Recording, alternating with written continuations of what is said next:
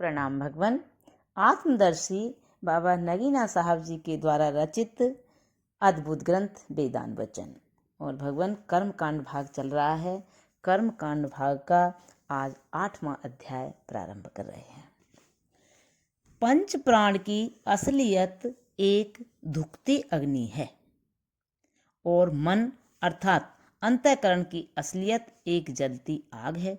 जिस तरह धुखती आग में फूंक से आग जल उठती है और लपट मारती है, उसी तरह प्राणों में फूंक से मन पैदा होता है और लपटें मारता है, दिमाग तक फैलता है और उसी तरह आँख, कान, नाक, मुंह में निकलता है। जिस तरह जलती आग भी अंगीठी के 5 ओर के छेदों में से निकलती है।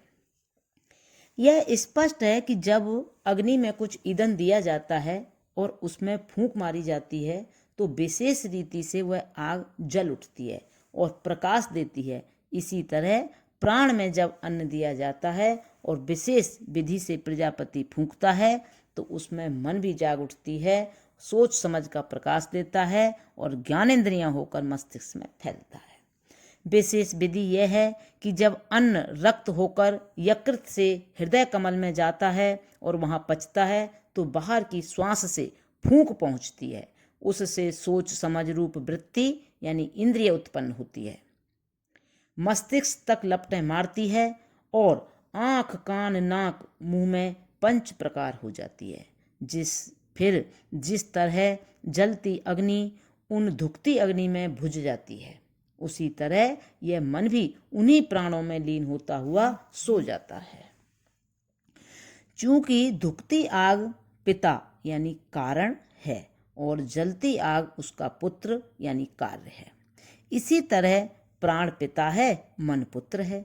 जिस तरह बालक अपने बाप की गोद में खेलता और आराम पाता है, उसी तरह मन भी प्राण की गोद में सोता है और स्मरण रहे कि जैसे बाप की गोद में लेटा हुआ बालक हाथ बढ़ाकर बर्ताव करता है, इसी तरह मन भी प्राणों की गोद में लेटा हुआ आँख, कान, नाक, मुंह में फैलता हुआ धरती और आकाश के तद्रूप हो जाता है और उसका भान करता है।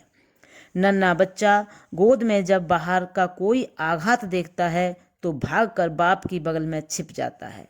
इसी तरह यदि मस्तिष्क या दूसरे अंग में चोट लगती है तो मन तत्काल भागकर प्राण पिता की बगल में छिप जाता है। इसी को सामान्य मनुष्य मूर्छा बोलते हैं। और जब अंग उस चोट से अच्छा होता है तो फिर बगल से निकलता उन्हीं में आ जाता है और बर्ताव करता है।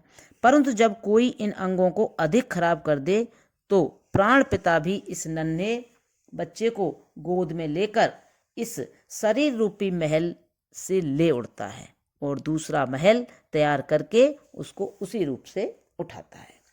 पिता ने इस नन्हे बच्चे के लिए शरीर को उसी तरह तैयार किया है जिस तरह उसने अपने बसने के लिए ब्रह्मांड को तैयार किया है।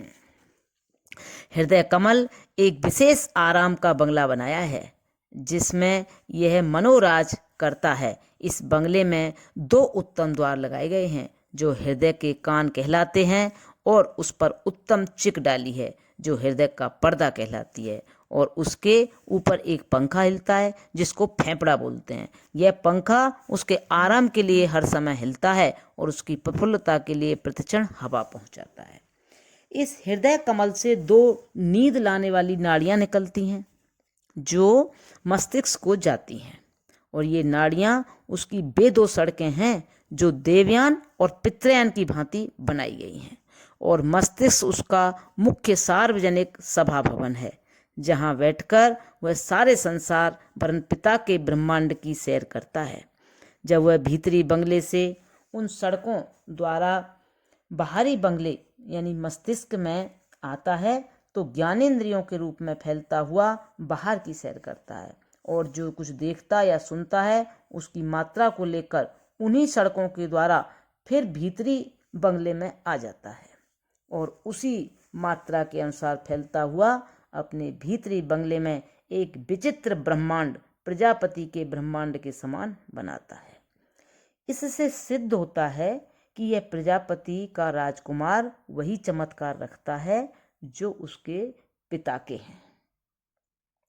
जब यह मस्तिष्क में शासन करता है, अपने पिता के ब्रह्मांड की आकृति पर फैलता है, तो साधारण लोग उसको जागृत बोलते हैं। और जब यह जागृत अवस्था की मात्रा लेकर भीतर ही भीतर एक नया संसार बनाता है, तो उसे स्वप्न नाम कहा करते हैं। और जागृत में भी वह बक्ष स्थल के भीतर कुछ वृत्तियों से तरंगित होता है, जिन्हें क्रोध, काम, पवित्रता और बुद्धिमत्ता कहते हैं। जब वह किसी वस्तु की इच्छा करता है तो उसे लालच कहा करते हैं। जब वह किसी प्रतिकूल के दमन में उत्तेजित होता है तो उसे क्रोध कहते हैं। जब वह किसी बात से लज्जित होता है तो उसी को लज्जा कहते हैं। इसी तरह प्रत्येक वृत्ति में बदलता हुआ उसी वृत्ति का रूप होता है। इसी कारण श्रुति भगवती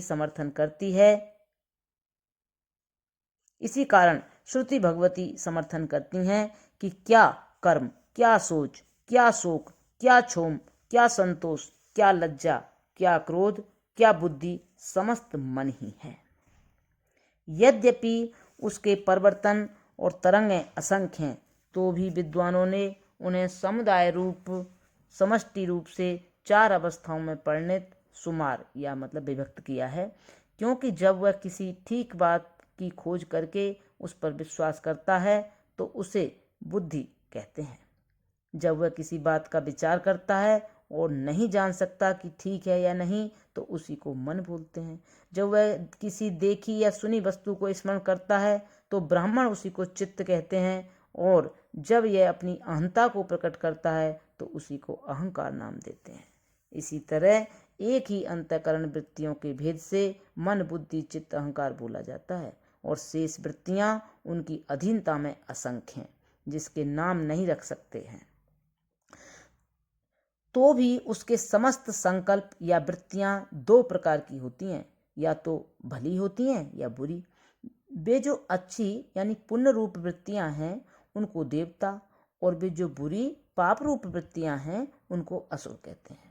इस प्रकार एक ही मन यानी अंतःकरण अनेक देवता और असुर रूप होकर हृदय के भीतर प्राण रूपी तार से बंदी यानी कैदी होकर बसता है। और इस तार की ग्रह उसी के कर्म हैं जो उसके भोग देने के लिए उदय होते हैं। जब तक यह अपने भोग नहीं लेता तब तक उन्हीं कर्मों की जंजीर में फंसा हुआ कभी दुख कभी सुख की दशाओं में बदलता दुख और सुख पाता है। जब कभी उसके कर्म सुख के उठते हैं तो सुखी होता है, और जब कभी उसके कर्म दुख के उठते हैं तो दुखी होता है। गार्ग ऋषि ने पिप्पलाद मुनि से पूछा कि हे भगवान, इस मनुष्य में कौन कौन से देवता सो जाते हैं और कौन कौन से जागते रहते हैं? कौन सा देवता स्वप्नों को देखता है और निद्रा का आराम किसको होता है, और उस समय किसमें ये सब लय हो जाते हैं? पिप्पलाद मुनि ने उत्तर दिया, हे गार्गे, जैसे सूर्य की किरणें सूर्यास्त के समय सूर्य में लय हो जाती हैं और उसी से एक होती हैं तथा फिर बार बार उदय के समय उसी से निकलती हैं, उसी तरह समस्त इंद्रियां, क्या ज्ञानेंद्रियां, क्या कर्मेंद्रियां उसी महान देव मन अंतःकरण में एक हो जाती हैं। इसी कारण ये मनुष्य उस समय न तो सुनता है, न देखता है, न सूंघता है, न छूता है, न पकड़ता है, न आनंद लेता है। उस समय निश्चय होता है कि वह सोता है। अब भगवान यहाँ से आगे कर लेंगे। ओम शांति शांति शांति।